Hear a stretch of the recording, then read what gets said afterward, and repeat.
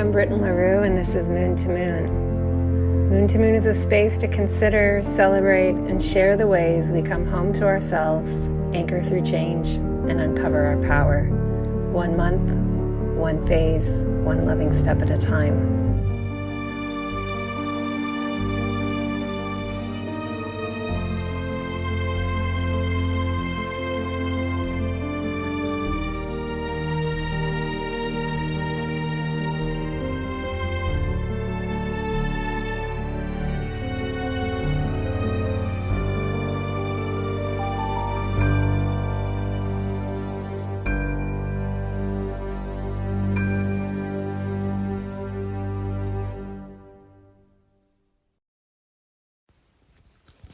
Dear Moon to Moon community, I have such a special episode for us today.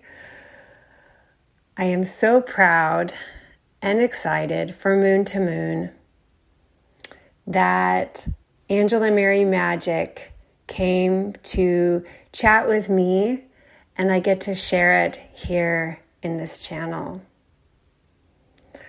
Mary Magick is someone who I have been aware of for maybe 3 years. I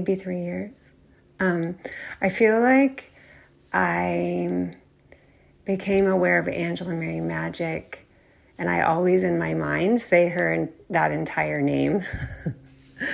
I've joked with her about that. And she shared that likewise in her mind, I'm always Britton LaRue, like the whole name. I discovered her very early in my process of thinking about myself as a witch, thinking about allying myself with magic as something that I am and give and know in my life and in my relating. I'm not sure where I first became aware of Mary Magick, but I feel like it may have been on an episode for Tarot for the Wild Soul, the wonderful, wonderful tarot podcast hosted by Lindsay Mack. And I feel like Mary Magick recorded a birthday message for Lindsay. And that was at least the first time I was able to connect with Mary Magick's voice. And here was just this incredible word maker. Mary Magick's words, they ooze and they slide, and they're like food for the receiver. There's this like fabulous synergy between the mercurial ability to just sling words out like one after the next and put like verbs with nouns that you weren't expecting, and just to kind of blow your mind with language in this kind of yummy Gemini way, with this sensual haptic meaning like felt with the senses and felt with the body through space, sensibility to her voice that lands in a very Venusian way in your body. And that first opportunity to hear her really resonated in me, and it felt like one of those first signs that someone was going to be a part of your life. And so I began following Mary Magick on Instagram, and I have always been attuned to their Instagram. And I know this because Instagram always includes what Mary Magick is doing in my algorithm. I don't lose track of Mary Magick because I like to rest on There are many, many, many incredible posts. Angela Mary Magick shows up. Angela Mary Magick is like not letting you down. And I've just continuously noticed that it's like her presence is dependably there for me. I'm continuously inspired, moved. And then over the last year, we've had more and more interactions, and I've truly felt loved and witnessed as Angela Mary Magick floats in and out of spaces and is like cheering people on and celebrating them for the magic that they're putting out in the world. And they do not have to do this. And it is a gift to give so much love. Angela Mary Magick shows up for love. And so when I found myself desiring someone to read cards for me, feeling that I needed support, that it was a gift I wanted to give myself, that I really wanted someone to hold space for me and help me understand and help me hear myself and where I'm going and what I'm doing. Just give me that pause in my life to sit with that. I felt a tingling in my heart when I thought, I wonder if I should see if Angela Mary Magick could do it. So I went to their website and I booked Angela's 1 hour offering and planned for it to be right at the start of the Venus retrograde, because I so connect Angela Mary Magick to Venus. Angela is the embodiment of the Venus archetype in the world. And because I'd been working, as you know, if you've been listening to Moon to Moon, I've been working so much with Venus in the last year and learning so many things about rewiring my relationship to Venus as teacher, Venus as me, Venus as everywhere, that it felt so appropriate and resonant to book a reading with Angela Mary Magick. And it was really, really, really powerful. And I love this woman. I felt so held, even as the cards were not, as they said, like, you did not get let off easy, my love. And also, I felt so inspired to meet the message of the cards and unwalk it. And so I'll be doing that quarterly. Thank you, Angela Mary Magick. So I was feeling into emergence, emerging in one's life as a magician, emerging in one's life with one's tools, emerging in one's identities as a reader, as a giver, as an intuitive. And I just found myself truly craving to know for myself as much as for anyone the story of Angela Mary Magick's emergence, and to hear any wisdom that might want to come through from this fabulous crone queen witch about emergence. And I was so honored and pleased that Angela gave me a big, juicy yes. Yes, of course I will. So we have a really beautiful conversation here for you. And it was just so nice for me to be with her and feel her genuine, this is before recording, during, and after, feeling her just genuine excitement and celebration for the offering the magician's table and how important it is that it exists in the world. She talked about it recently on her YouTube channel. She talked about our conversation, and she talked about the magician's table. And she shared with me here and on YouTube how people are always asking her to lead something like the magician's table. And it's just not really, it's not moving through her as her offering. And she was cheering me on that I'm doing it because it's really an important offering. Because there are so many people in this time who are coming into these identities. And where do we get this support, you know? So I feel really resourced in friendship and in mentorship by this incredible being. And I'm so excited to share them with you if you haven't yet encountered the force of a human that is Angela Mary Magick.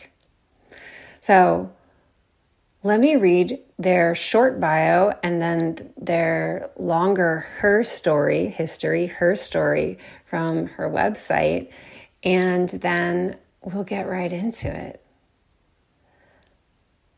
Angela Mary Magick, she, they, is the creatrix of Moon Baby Magic, Tarot, and Altalune Sensual Oracle cards, which are fantastic and gorgeous and so wise, and get thee to the shop to get these. Find their worldwide coven on YouTube, Patreon, Instagram, and their newsletter Love Notes for creativity, community, magic, relaxation, and spirituality. Angela is a witch, mama, emergent artist, community organizer, educator, lifelong student, and reviewer at Indie Deck Review. Angela Mary Magick is incredibly honored to have been the femc of Modern Witches Confluence on Halloween 2021. You can find Angela Mary Magick on their YouTube channel, on Patreon, Twitter, Instagram, through their newsletter Love Notes, and at angelamarymagick.com. And this is Angela Mary Magick's Her Story, which is written in the first person. I am answering the call of the wild. This call is the stirring of my magic and higher self, which moves me to weave more love into our grand, shared web of life. Art, divination, moving images, kitchen witchery, music, tarot, and spells are all modalities in which I explore magic. Serving you through my magic is an honor. I truly live to share the beauty and power of witchcraft. The word witch is a compliment and the embodiment of powerful beings communing with the brilliance of our earth and all of the cosmos. I have always said, everything is a spell. Inside of this nebulous everything, we are all affecting change on our mysterious web of life. Clarity and intention in our words and deeds can laser our precious visions so they may communicate clearly to the rest of the world. Tarot readings, spellbound rites, and my small batch apothecary elements are all consciously created through my non-culturally appropriative practice. I am a lifelong, fiercely intersectional feminist here to dismantle the white supremacist patriarchy. My quest to create safer space involves very boldly being anti-racist, anti-homophobic, anti-transphobic, anti-ableist, anti-ageist, and anti-misogynist. These enactments and goods are here to assist you in accessing and ferrying your inner visions forward where they may take shape in the world. I am a born witch, and I have an extremely seasoned practice. There can be some fear surrounding the natural arts and sciences of practicing magic. It is my intention to assuage any discomfort in the utilization of these blessed sacred prayers. My practice is deeply rooted in the knowing that we are beings made of pure potentiality, and that believing in our power can create beautiful pathways where our dreams can find their rightful homes. Magic is sacred play, potent salve, and your birthright. You are magical, and I am here for you. Thank you. Thank you, Angela Mary Magick. Thank you for all that you give. You give and you give and you give. Thank you for taking care of yourself so that you have so much to give. Thank you for loving yourself so much that you have so much to give. Thank you for trusting in yourself so much that you have more to give. We receive, we receive, we receive. You are a blessing. Thank you. Thank you for coming onto Moon to Moon. I hope you feel proud of our interview.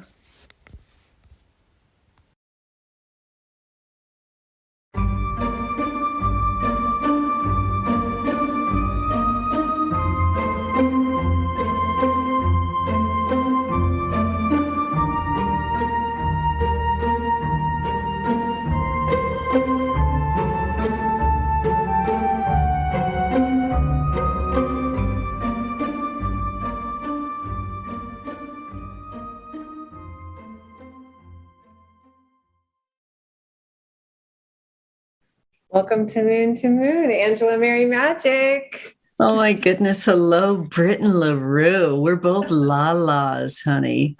You know that my last name is LaBounty. Yes, exactly. So I'm an Angela LaBounty. We both have those names where you want to say the first and the last. Britt and LaRue and Angela Mary Magick. We were destined to love each other.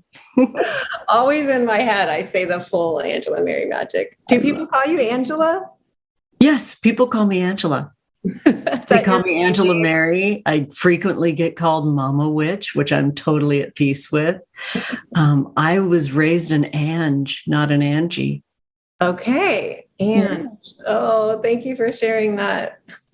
Well, but the full picture of Angela Mary is literally lifelong, because like my actual origin story in my big Irish Catholic family was I was born to save my parents' marriage. It is the truth. That's how I got the name Angela and Mary, because they were praying for a messenger from God. And I've known that my entire life. I'm the only one of all 9 of us kids that was purposefully conceived for a specific goal. Everybody else was quote unquote God's plan. Any of you Catholics out there are laughing right now because you know what I'm saying. You feel me. Wow. You're one of 9. Yeah. I'm the middle. The middle. Yeah. Wow. And how did you come to know that that's what your purpose was for the family? You know, raised with spiritual tools the way that I was. That's why I'm so excited to talk about the magician's table today. You know that both of us are just passionate about tarot and magic. The magician has all those tools on their altar. In my family, we used bibliomancy and prayer cards and holy water.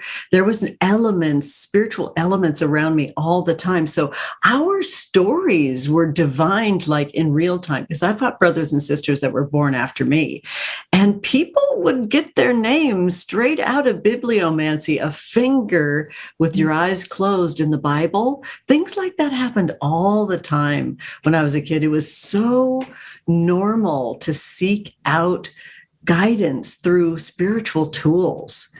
So yeah, I always knew my story because it's the way that we talked about spirituality. To be honest with you, in a sea of other souls with very big needs, as all children do, I felt very special that I had that story.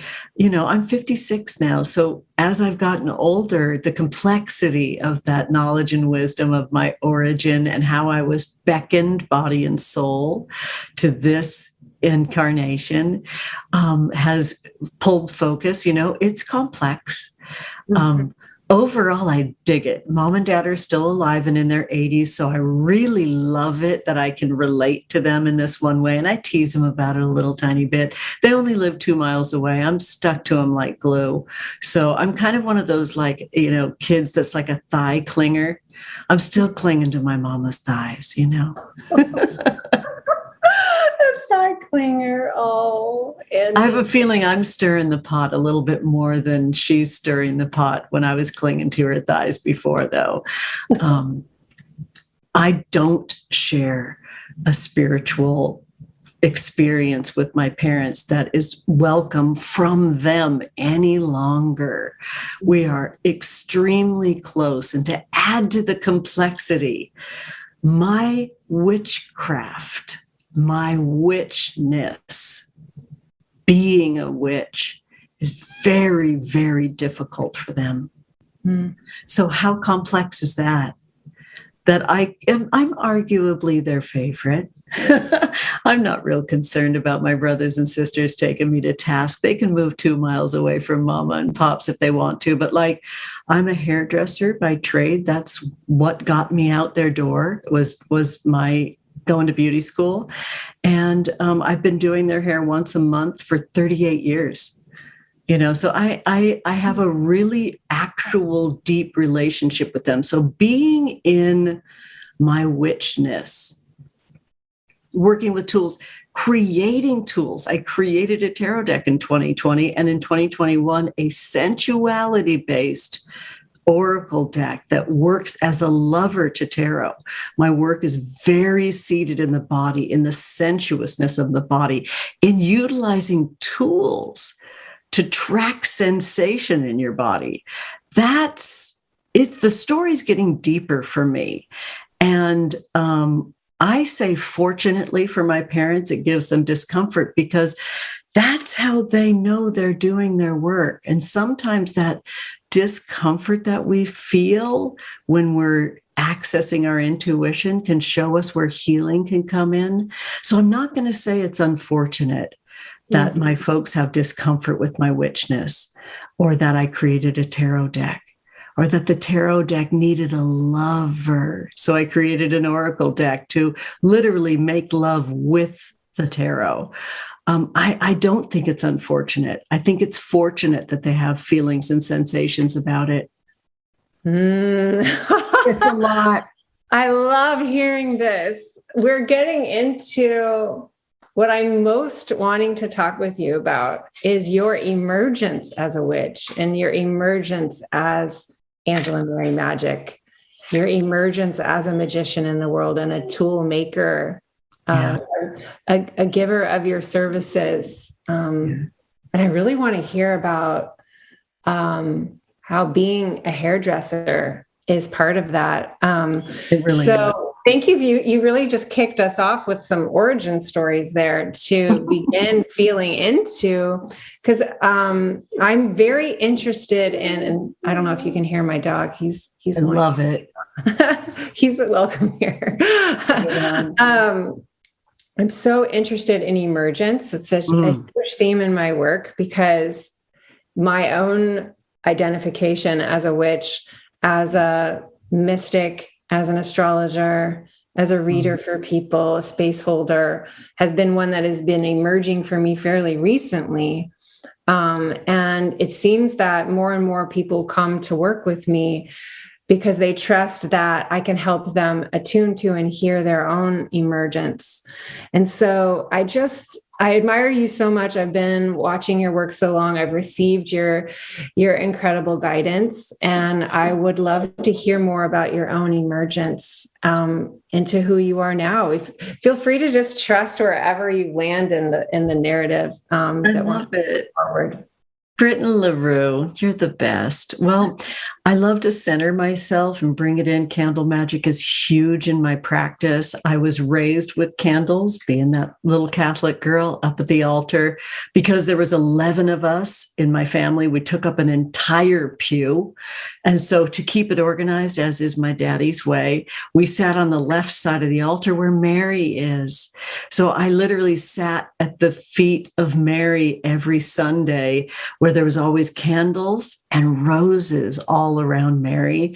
So it's most comfortable for me always in spiritual sessions. And I consider this a spiritual session. And I urge your beautiful listeners to gather in this way if they feel called, to take a moment, strike this wooden match with me on your own, and light a candle which alerts our spirit guides that we're here, we're open, we're listening, and we're ready to receive the messages that are meant for us.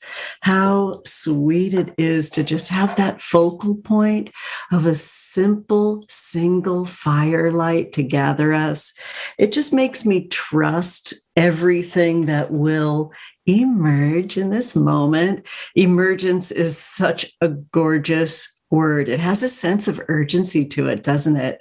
Mm-hmm. And, you know, my origin story, it's a lot of it has to do with necessity. You know, you can imagine being raised with so many other folks around me and just two parents that, you know, and one career, my dad was a high school teacher and a coach and a driver's training instructor. So we had 3 jobs in one. So that kept him away about 14 hours a day, my whole life. So really there was one full-time parent there with us, and we grew a lot of our food in a big organic garden in the backyard. Mom is what I consider to be a witch, not her identification at all. But an incredible painter, sculptor, poet, and master gardener. And so I was raised rolling in spiritual tools, in flower nectar, in pollinators, in the gorgeousness of handcrafts. And there wasn't a ton of means, if that makes sense, but I didn't know it, if that makes sense even more. We were so rich in flower nectar and pollination all around us, and utter simplicity and scheduling, that I couldn't really tell the leanness of our budget until later. We did a lot of service, you know, in the church when I was a kid. And so we were always, quote unquote, giving to the poor. I never saw us as the poor, but I know that now. Mm-hmm. I'm able to see that now. So my emergence came out of necessity.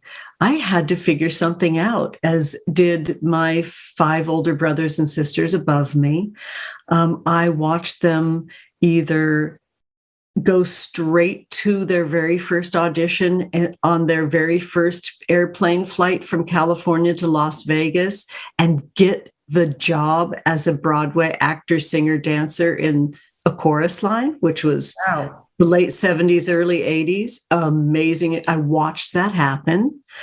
And I watched other folks like fry fish at the local fish and chips place and work their way through community college. No one went straight to university. And my parents were so proud of all of us. They would say with utter enthusiasm, "What are you going to do when you graduate?" Like, they'd smile. It was like a really cheerful conversation. It wasn't at all like, "What the hell are you going to do?" or "What the hell are you doing?" And I already did everybody's hair. You know, I'm a Gen X from the punk rock, very first wave of punk rock. I did everybody's hair in the garage because my dad always buzzed everybody's hair on his basketball teams because he was a coach. Mm. And so we had a pair of clippers.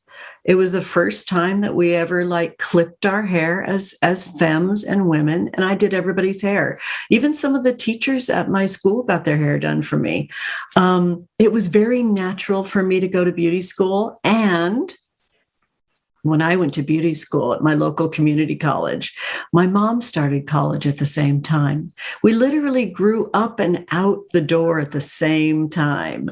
So she was in the art department, which was right next door to the cosmetology department.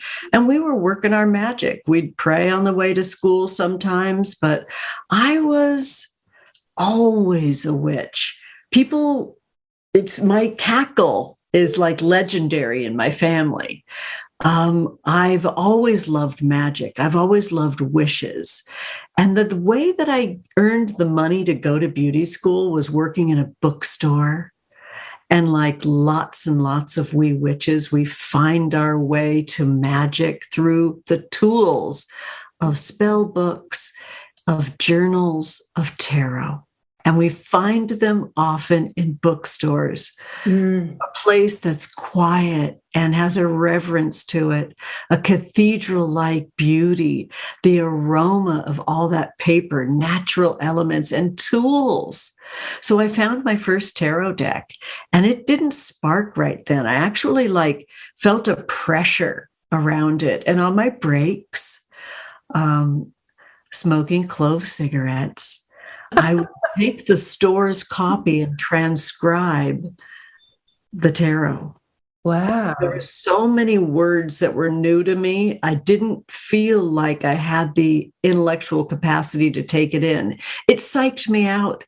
It felt very gatekeepery now when I reflect, right? Yes. So when it came time for me to continue to do what I've always done, which was necessitate my thriving for my family. When the pandemic rolled in, I was starting to gain followers on Instagram and monetized over on YouTube, which is like my most favorite place. I had to bring some form in. We didn't know what my household's income was doing. Everything just was in a washing machine tumbling around. So Moon Baby Magic Tarot was a dream of mine that was emerging over many, many years. And I had to pull it into form with what I had. I had to put my money where my mouth was because I could no longer sustain one-to-one work in a way that made sense to me.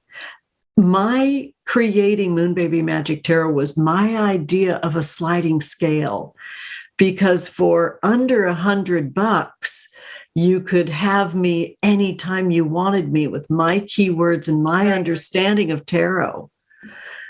But because not everybody could see me for an hour session, it became where, in order to make my life not be booked up 9 months in advance, I created a scale that I thought served what it looked like to work with me one-on-one. So it was more expensive.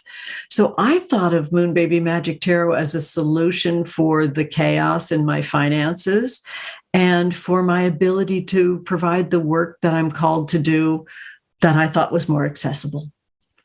I've always loved supporting folks utilizing the tool in their own work that they provide, in their own magic offering. So I love Moon Baby Magic Tarot for tarot readers. There's just so many ways to work with it. So it's always been necessity that's brought my craft to the next level. I mean, this is how I make my living. I am a witch for hire. I cast spells. I hold a private coven. It's not a joke. Giving it away like I did for the first couple of decades of my witchcraft became very unsustainable. And so I've had to really be there for myself in actually opening up the basket to receive abundance for the work that I'm very seasoned and love providing. It's not easy, though. Capitalism is a bear. It's not easy. So I'm constantly looking for ways to move and grow. The last deck that I created was Altalune Sensual Oracle cards, and I created that in crowdfunding in community, not on Kickstarter like I did with Moon Baby Magic Tarot in 2020. And I did that so I could provide a community created sliding scale for Black, Brown, Indigenous, and all people of color. So if you go to my website, you can see that you can use the sliding scale as a Black, Brown, Indigenous person of color to snag the deck for, I think, up to like 50% off. So that was what my stretch goals were. And I had to do that on my own without the big machine of Kickstarter or without a blue check on Instagram. We did it as a community, which I absolutely love. And so I feel like that project is just seated in love, seated in communal love, seated in us utilizing whatever privilege we have to make space for folks that are oppressed or marginalized in our own community. Thank you for never a dull moment, my girl. Never a dull. Yum, yum, yum. I want to hear more about the period that you referred to of serving as a witch, where you felt that you weren't, that was unsustainable. Like, when did you come into the word witch or that identity more like in a, like, did it live inside you for a while before you could say it out loud? Or like, what was that process of emerging where you began to just let people know that? Fully own it. Right. Mm-hmm. So I've been in and out of the closet a few times. It oscillated and it needed to, because as a parent, I felt like it was only fair that my family have a say in what safety looks like, because witches absolutely continue to be silenced and burned in many, many ways. A lot of witch on witch burning things that go on too. So for me, it's always about creating safety for my family. So we would vote every winter solstice, because we've always had a midnight feast and slept with our heads together in a conscious dream spell, nighttime, action. I stay up all night on solstice, but my family, we lay around our living tree in our house and sleep together. We've done that through my kids' entire life. And so on solstices for many moons, many years in a row, we would vote about my witchness, because folks have always seen me for tarot. Always. I mean, I've read everywhere too. When they were really, really little, I read at the IKEA cafe because I could get them babysat at Small Land for an hour. Oh my gosh. Wow. It's really real. Like I just have had such even looking back on my high school yearbooks, you look at the things that people wrote in my yearbook, and it was always like, love to party with you. Thanks for helping me with my problems. You know what I mean? So it was both. It was a celebration of life, and it was working through things together. Right? Talking, writing notes, everything that I still do. I believe in daily journaling, but owning witch. I went to catechism. We called it CCD once a week, my whole life. So I went to church basically on Wednesdays and Sundays. And the nuns were our teachers often. And Sister Michelle Marie, when we were just getting ready to be confirmed, asked us to raise our hand if we believed in God. And I just couldn't do it. I couldn't do it. I just knew that the thing that I was learning about right then wasn't the thing I was experiencing. It was God through that definition. And Sister Michelle Marie zeroed in on me and wanted to question me. I had no problem. I felt very safe to express myself until after CCD, when Sister Michelle Marie called my mom and dad. But, I felt like I could express that I had doubts, because I can't believe that if somebody didn't believe what I was giving a sacred oath that I believed, that they couldn't go to the big party in the sky after they died. I was starting to have very serious questions. And I was an 8th grader, so a young teenager. And so, Sister Michelle Marie, busted me, which was not that big of a bust, but I think that it was like one of those things where my parents were pulling focus on what my experiences and who I am in the story. I knew I was a witch when I was 3. I can consciously say that because, witchcraft helped me through intense trauma that went on in my neighborhood when I was little. And thank God we moved from that neighborhood when I was 4, but terrible, horrible things were happening in that neighborhood. And so nighttime was safe. Daytime out in the neighborhood was utterly unsafe on all sides of us. It wasn't just one source, it was multiple generations and multiple sources. So this tracks to like Me Too type enactment. So I don't think I'll get more specific, but I felt like I should say this is a Me Too type moment to express to your listeners in case that feels unsafe or triggering. I won't be specific, but at nighttime when I was in my bed and I shared a room always, I could hear my sister breathing, and I felt the welcome darkness and the safety of being in my home with all 11 of us there. And I would commune with my guides. I had what my family called imaginary friends, but 100% they were real, and they lived in my body, in a tree, in my body. And so I just always knew that I was magical, always. They made it so I could be in those terrible streets, They made it so I had something to look forward to in my nighttime mind. I still do posts all the time on Instagram to my night owls.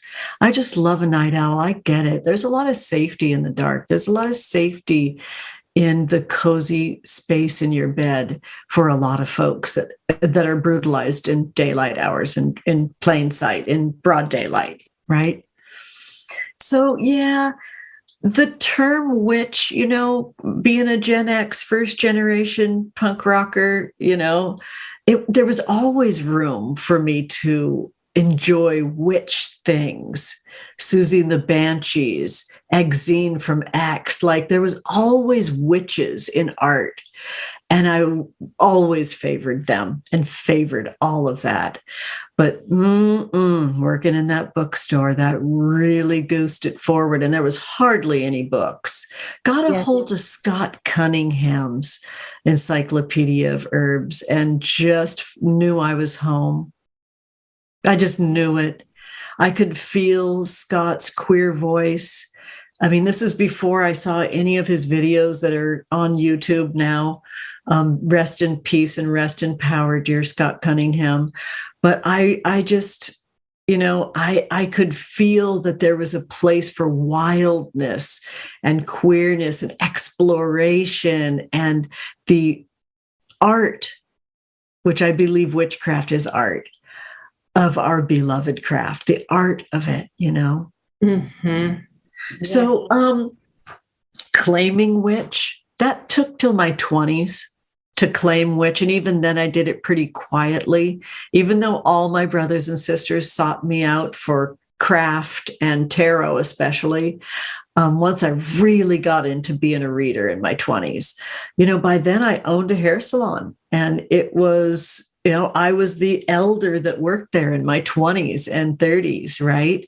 And that was 13 magical years. And we had oracle decks that, when we were processing those double piggyback Pretty Woman, Julia Roberts perms, we would pull cards and do readings. And I just loved it. Touching folks for a living, being a hairdresser, using physical tools always in my work. I just know that there's a magic to what feels like a wand, and there's a magic to touching someone's body, laying hands type praying, where you can feel an energy exchange. That's not revolutionary for me. I was raised with that. I did everybody's hair in my family and then all my friends as a teenager and on from there. So I've just kind of become more myself. I have a feeling that, folks that are attracted to doing this work have always had that feeling too, that when they touch something physical, that they have an experience, almost like you can hear the dialect of the tool, especially with tarot and oracle cards. And I have a feeling that folks that are, listening to us today, know that they have this connection with maybe sensation in their body as it relates to tools that they're working with, as it relates to even being around folks that are seeking us out for our ability to help them find their way to their intuition, right? Mm-hmm. There's literally not enough witches and readers in the world. I'm welcoming everyone to own their witchness. Mm-hmm. Called to become a reader. It's such a solid side gig. It's such a solid side gig that if you play it just right, you can transition like I have into doing your witchcraft on a regular or full-time basis. Mm-hmm. Yes. It's very doable. Thank you. Thank you for everything. You're giving so much wisdom here. You do so much for other people. You give so much service. Just your presence on Instagram is so powerful. Even just like 15 seconds of your energy, and I feel my body relaxing. Thank you so much, honey. That is so totally likewise.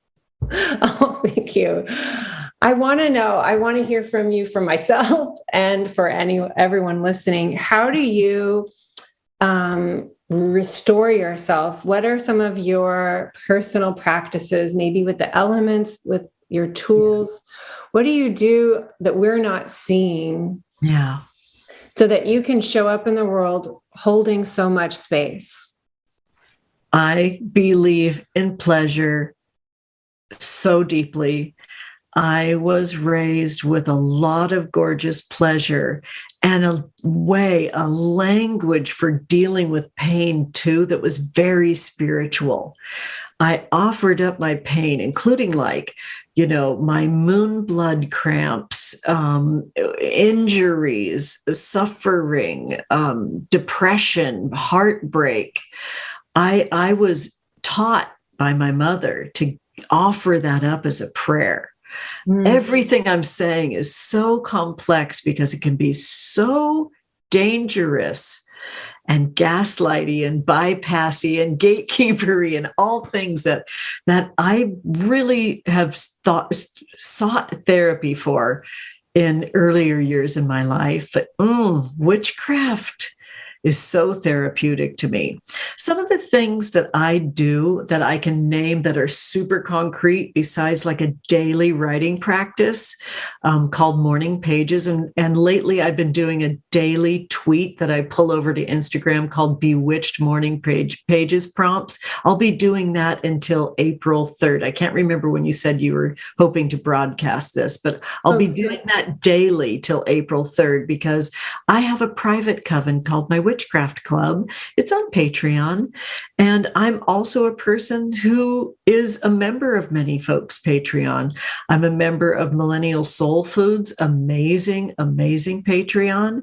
My precious friend Luna Nate, who has a gorgeous ASMR channel, I'm a member of their Patreon. I seek out the knowledge and wisdom of others. I'm in Leah Garza, Crystals of Altamira's year-long Living Systems program, which has been a gift that I've given to myself. Britton, you know what, honey? It's been challenging, though. I definitely went way too far out on a limb. And in 2021, I was burned a couple of times very, very hard. Mm-hmm. And I realized because I was casting a spell and I wanted be so human to others that they understand. I was casting a spell that was seated in restoring my body and my money. Okay? Very practical, very simple concepts that touch every area of your life. And right after that, boom, boom, I was burned raw by a couple of folks and I didn't see it coming. I was burned for sharing work on a very big popular podcast that a friend of mine took issue with because I guess I'm supposed to be quiet because I'm 56. I can only be here to nurture and pet folks and tell them they're doing a good job. People get confused. And I love being an elder witch right now because I have an intensity to my seasoning. I've been through a lot in my life. I've had cancer. I've sustained multiple different kinds of abuses that I've had to dismantle and heal from. And, giving birth twice was no small feat. And being in a long term love affair with my partner, who's my kid's other parent. That's a lot. I use a lot of tools to restore myself. Rest is huge, but hugely pleasure. I mean, all of it has to be pleasurable or I'm not in. Mm-hmm. I've done enough being quiet, sitting still, genuflecting, being on my knees, worshiping somebody who supposedly has more than me. We're not doing that anymore. Mm-hmm. We're not doing that anymore. Mm-hmm. That is the tools of the oppressor. That is capitalism in a nutshell. Pretending and not really listening to our body, because our body always shows us where pleasure is. And it does it sometimes by showing us the boundary of pain. So pleasure and pain as equal teachers for sure. But the way that I restore myself is at the ocean. I live very near the Pacific Ocean, so I'm at the beach all the time. And I love to cook with my fam, spend a lot of time rolling around in witchcraft. I live stream every Wednesday with my smaller private coven inside my witchcraft club. So I have a small tier called Sacred Sweethearts, where there's only room for 33 souls. So it's much more intimate. I love intimacy on a regular basis like that. That's super important to me. And like big public spells, yeah, I have one coming up on Saturday. It'll probably be a one and done for 2022. I might do maybe one more at Hallows for Modern Witches, but that's even a maybe. Mm-hmm. Yes. Big public spells are really exciting and fabulous and so needed in the world, but that's not what I'm called to do right now. There is so much room for folks that are ready to do that bigger work too, and also to have magic and witchcraft and tarot as a side gig to thrive. Your family, your communities need it, listeners. Seriously, your family and community are aching for it.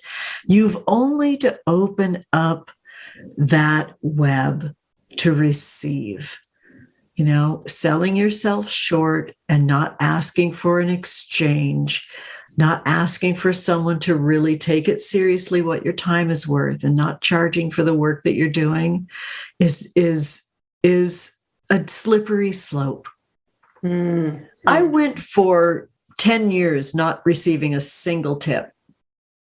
And that was totally fine because it was inside of doing people's hair or messing around and having fun and coming over to my single girl apartment after work. It made sense.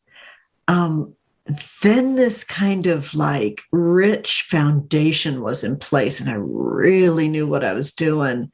I started really getting in that wheel of fortune feeling where I was just rolling and it felt really good.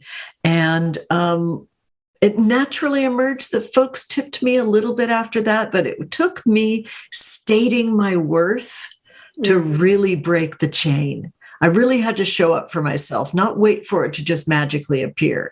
So that's spell work. It's stating with intention. You charging for your worth is a spell. That dollar amount is an incantation. Get into it. Get into it. That brings me to, I'm very curious about how you say everything is a spell. And how did you come to claim that phrasing? Yeah. It was in a session. I just kept saying it over and over and over again to somebody. It was really weird. Before I was like solid as a rock in 2017, I hadn't started AngelaMaryMagick.com yet. I was still reading for folks kind of here and there using FaceTime. And I had jet lag really bad in London. And my family was sleeping all around me, and it was 4:30 in the morning for us in London. So folks were still awake. I'm trying to do the math really quick. If it was 4:30 in the morning for me in London, what time would it have been in California? It doesn't matter. Somehow I know what it was. It was 4:30 in the afternoon for them, so I couldn't sleep yet. My family was sleeping around me while we were on a trip in London. And so I just answered a Facebook message from a friend that had some tarot questions, and we did a really fabulous video reading. Most of it was written, not via video. So we went back and forth, and I just kept reminding them that the work isn't outside of them, that we are the spell, that our body is the altar, and that everything that we do reflects what we believe, what we dream of, what we desire, what we're working through. And truly, truly, every single thing we do is a spell. Does that mean that if it doesn't come out exactly like you wrote, that your spell was bad or you weren't doing it right? Absolutely not. Everything, we are nature, and everything in nature is emerging. Everything is becoming. Everything is living inside of wanting to be its full potential. That's what emergence is. It's that, fern that's unfurling towards available light and nourishment. That's what a spell is. Yes. It's a spiral that's unfurling towards what can feed it so it can grow. So giving yourself a lot of ideas that the spell is outside of yourself and you have to either pay a certain amount of money for it to get there or get somebody with the blue checks blessing. No, we're not doing that anymore. We're really knowing we're bringing all of ourselves to all of our magic all the time. And I think keeping it simple and realizing that if we feel sad or stuck in a rut, particularly with gossip or that triangulation of a trio of friends where the only connection that two folks have is maybe talking about the one person that's not present, that kind of stuff. If you're stuck in one of those ruts, you can utilize magic to recognize that with regular reflection. That's why I love tarot so much. It gives us the ability to hold up that mirror and say, where am I really at? Because where I'm at each moment, that's a spell. Am I unfurling that more into the world and creating more unhealthy, triangulated relationships as I do it? Or am I just reflecting, pulling a card that makes me go, ouch, I'm in pain. What's the source of that pain? How long have I been in pain? When did it begin? How am I continuing to bring that into the world? And maybe you get into yanking some of those weeds out of your garden, some of those habits, some of those things that are on repeat. That's its own spell. Maybe the big spell needs to be yanking that weed out of your garden. Whew. I feel like we're not doing that anymore can totally be like another one of your powerful spell lines. And I'm curious, like in your work, would you say that this is what I'm not doing anymore as valuable as this is what I want, or this is what I want to be doing? Oh, definitely. The yes and the no, and how that supports emergence. Well, maybe more, right? Mm-hmm. It's maybe more important to make, everything has equal importance. But for me, I absolutely love a full lunation for working something through. Right? There's 8 phases of the moon. And I utilize that in my Moon Baby Magic Tarot deck. And I'm just saying this because I know it sounds like there's 1,000 of them for sale, but honestly, I'm down to my last 36 decks, period. It was only ever meant to be printed 3 times. And the rest of it, that's my children. That's my legacy that goes to my kids. They can deal with it when I'm gone or later, right? So I'm proud of the work, and I know it's emerging into something else, but right now, the simplicity of every phase of the moon being collaged on each one of those cards in its natural flow from the new moon to the balsamic moon and all of those other phases in between, it calls us, the moon calls us to be really present with our spiritual hygiene. On the new moon, we rest. We initiate new ideas in that rest. We lay our burdens down. We feel our feelings in the dark, right? And we rest. No spells on the new moon for this witch. And then we move into that first phase, that waxing crescent moon, where we planted that little seed on the new moon of that initiation, right? And now it's sprouted, and now we need to nourish and protect that. That's what we do in that waxing crescent moon phase. We nourish and protect that small sprout, that tiny flame. Then the first quarter moon, that's for divination. That's when we pray. We call in our spirit guides. We literally actively say, let's play. Let's partner. Let's be lovers, right? With those delicious energies outside of us. We call it in on the first quarter moon. And then the next phase is the waxing gibbous moon phase, where we calibrate and make adjustments in our magic. I always say that that's like moving the obstacles to where you want them, as if you're slaloming downhill, to dampen and regulate your speed. If you go straight down, you're going to crash. You deserve to be able to participate with the pleasure and pain in your life in a pace that works for you. Ooh. So we calibrate at the waxing gibbous moon. Full moons are for celebrating, period. You celebrate your life exactly as it is, warts and all, pleasure and pain as equal teachers on the full moon. It's not just for like bypassing and going, oh, only the cute stuff. No, we have more lunar light to see exactly who we are right then. And I feel like it's like its own therapy each full moon, because it's a specific day and time, to sit down and go, this is what's happening right now. I have a right to be going through these things. I'm in a body, and this is what my body's doing right now. And I worship that, and I celebrate that, and I make space for that. And I am seen going through those things because we're just flooded with lunar light. And that goes for cloudy nights too. I almost feel like cloudy nights, that's like there's all that water up above in those clouds, and they're all moon charged. I almost feel like that disseminates the lunar magic to just greater surround us and absorb into our bodies. So even if you can't see the full moon, it's sometimes even more present in rain and snow and clouds. After that, we have the waning gibbous moon phase, where we release expectations. Sometimes those big full moon celebrations, we can see things that, oh, ouch, it might hurt. We can greater release our expectations of ourselves and others in that waning gibbous moon phase, which is like 3 or 4 days. So you can go in gently with releasing expectations. Third quarter moon is where the essential work comes in.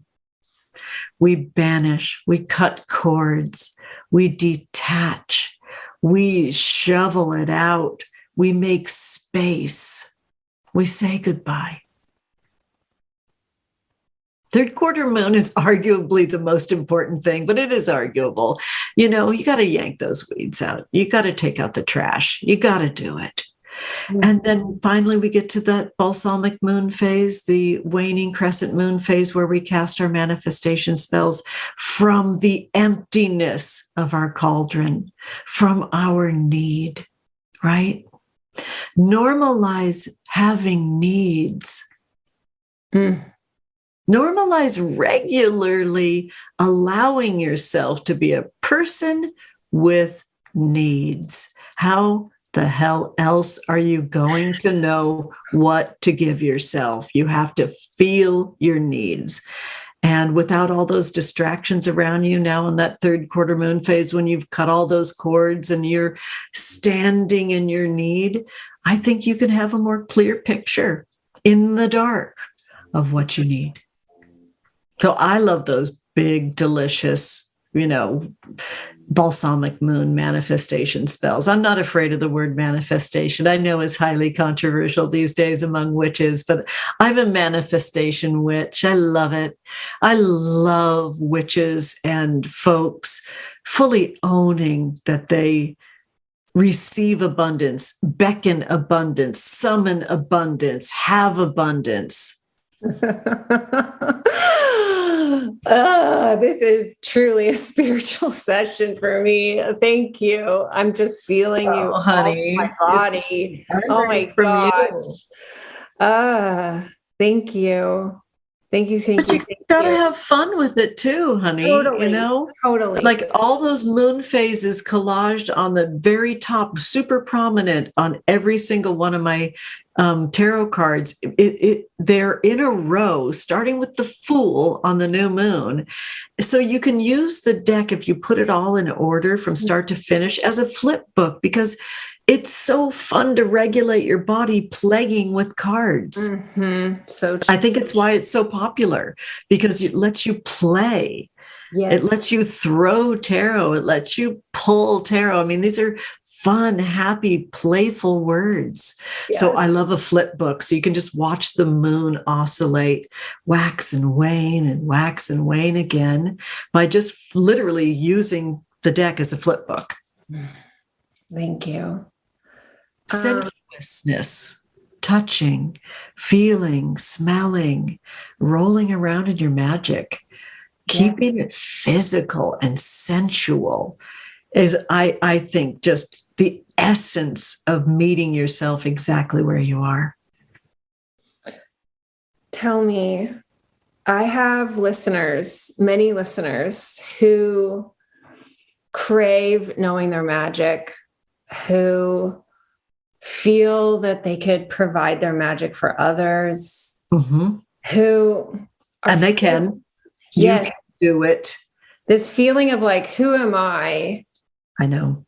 Who am I to say that I have that? Yeah. That is okay or permissioned. And what would you say to those listening? It's funny. Something new just popped into my head. Sit down. This is a prompt. Close your eyes or open your eyes. It's totally up to you, but definitely expand the cauldron of your belly with each breath. Be a person that's so relaxed that they have a soft belly while they breathe. And be at the perfect tarot session. What does it look like? What does it smell like? What do you see? What do you hear? What does it feel like under your pelvic floor? What can you touch? What's this intuition in this space? How does it make you feel? What's touching your flesh at this tarot session that you're at in your gorgeous dream state mind? That's the session work that you're called to create. Do that. That's your magic. Thank you. I mean, move through the senses.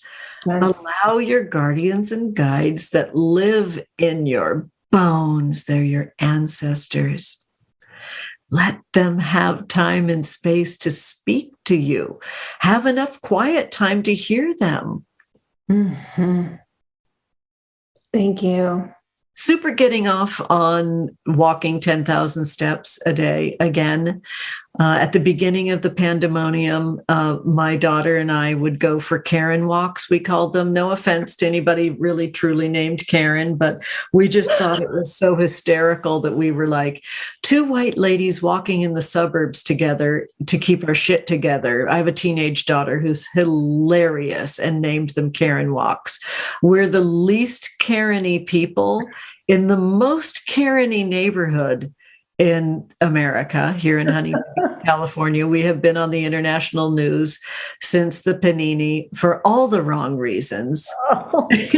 Protesting science and shaking our fist at the sky. It's been ridiculous here. So my teenagers are great. They've been at, tons of BLM protests and wonderful, wonderful work supporting health, wellness for everybody. They've been, volunteers at tarot-thons.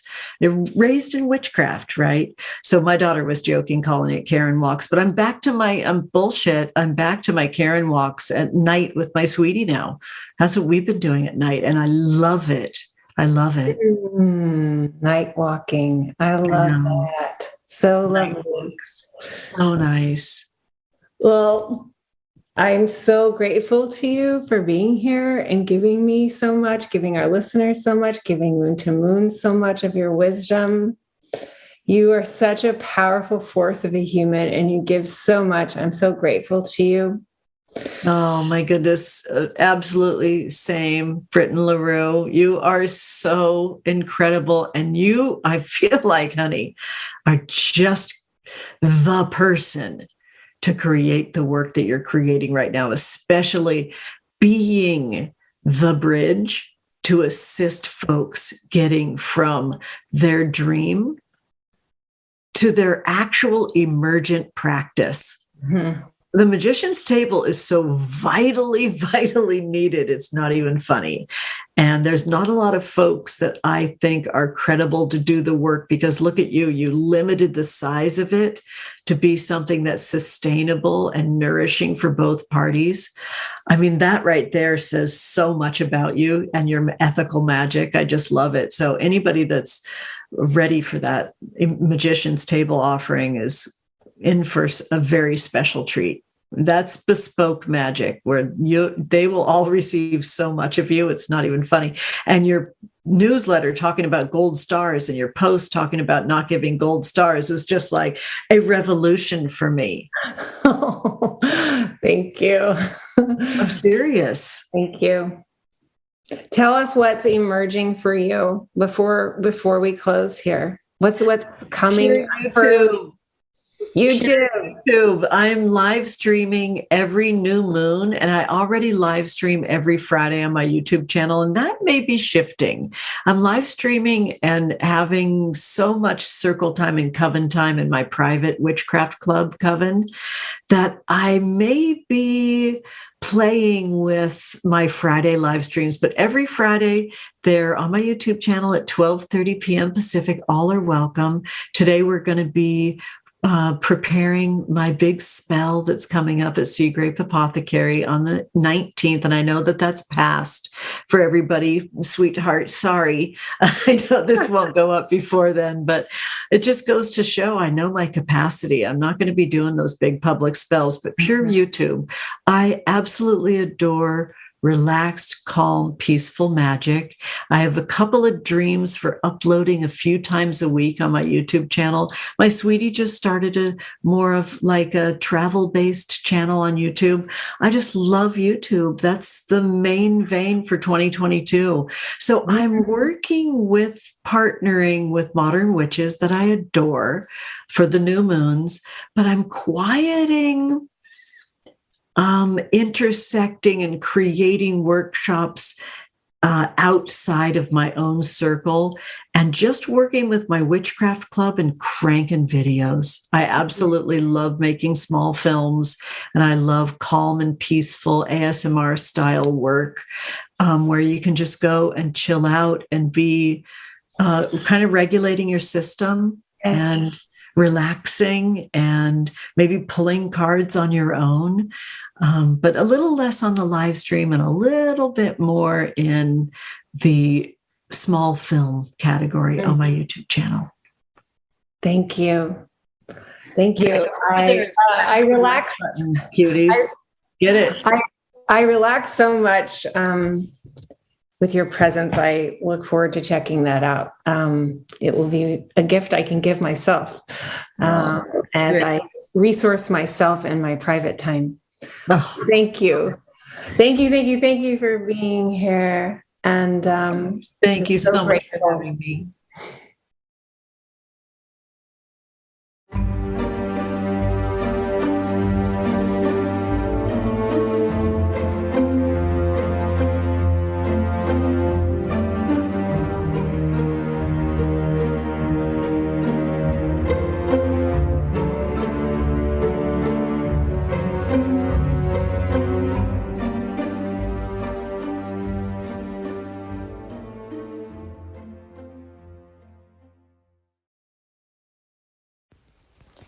Someday we'll find it, the rainbow connection, the lovers, the dreamers, and me, all of us under its spell. We know that it's probably magic.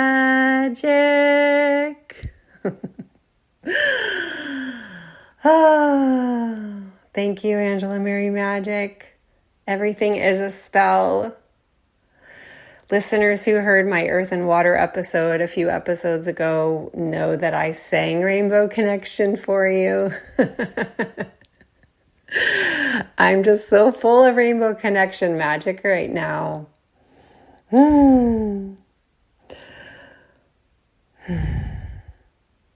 Thank you. Thank you, Angela Mary Magick, for coming onto Moon to Moon and sharing yourself, sharing your story of emergence, your experience of coming into the word witch, your experiences of expanding your offerings. Thank you so much for all that you are and all that you give. Listeners, if you are new to Angela Mary Magick, it's a new day. Mark my birthday, March 4th, or after if you're listening later, to the beginning of being aware of this human being. And I hope that you will connect with Angela Mary Magick however it most resonates for you. The links will all be in the bio or the show notes, so that you can find them and continue to receive and to learn and to grow. Angela Mary Magick does a lot of really beautiful things in this world, and it's wonderful to support her in her path. If you are one of the human beings who's thinking about signing up for, or rather applying for, the Magician's Table 2022. Applications open March 11th, so you will want to be on the wait list to get the link to apply. Next week, I'm going to send out a list of what the questions are in the application so that you don't have to feel like you have to hustle and freak out on that Friday trying to get your application in quickly. So get your name on it now so that you can get that email letting you know what the questions are, and you can give yourself some time to reflect and feel into if this is a full body yes for you. If you're thinking about this offering, I encourage you to be sure you've listened to the last few Moon to Moons where you can hear from the last year's participants and really you're just listening for body resonance, right? Does it resonate in your body? This is not a mental decision. There's different funding options that will be available to make this affordable for those of you who simply cannot pay full tuition. Know that the application will have space for addressing that. I adore you, listeners. I'm so proud to put this out on my birthday. I'm feeling so expansive with wonder and awe and gratitude at how communities constellate and how just a few years ago I didn't know any of you and I wasn't even doing this and I didn't even know that I could.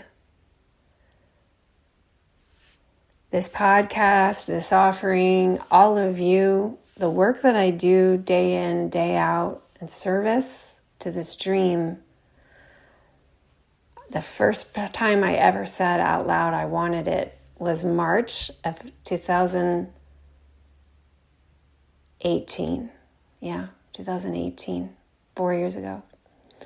And I felt such a frisson, such electricity move through my body as I said it out loud. I wanted to squeal with laughter. I couldn't believe I said it. Me, an astrologer? Me helping people through transformation with magic? What? But I knew it was true. I knew it was true. And I knew that I was going to be up against so much disbelief, so much judgment, so much WTF from people who knew me. And there were a lot of psychic, emotional, financial, spiritual processes that I moved through to continue to serve this vision, this dream, this rainbow connection that I just really wanted to take a leap of the heart and believe in. And so the Magician's Table is the space for that, for the space for people to move through the kinds of journeys that I went through. And it's such an honor. It's such an honor to be the steward for this. I'm so glad it came to me. The Magician's Table is not about me. It's about you. I'm just the steward for it. And what's very clear about this offering is that it's not about skill set or experience. It's about resonating with the intentions, the intention to show up to the table. Seriously, one of the biggest factors is, can you show up? Because everyone's counting on everybody else. And we can only be as strong as we all are together in our showing up. In the energetic resonance of a huge, huge, resounding, electrical yes.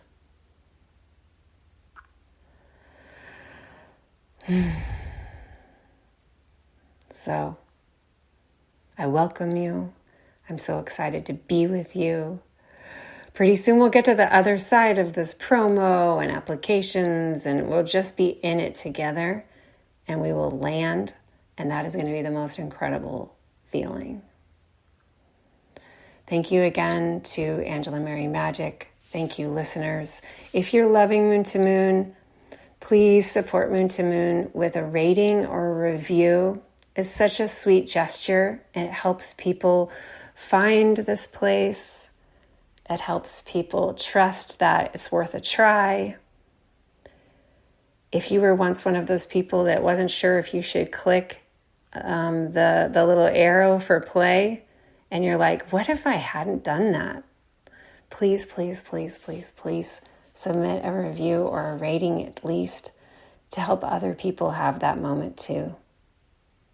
Wishing you the most beautiful, beautiful, beautiful window here.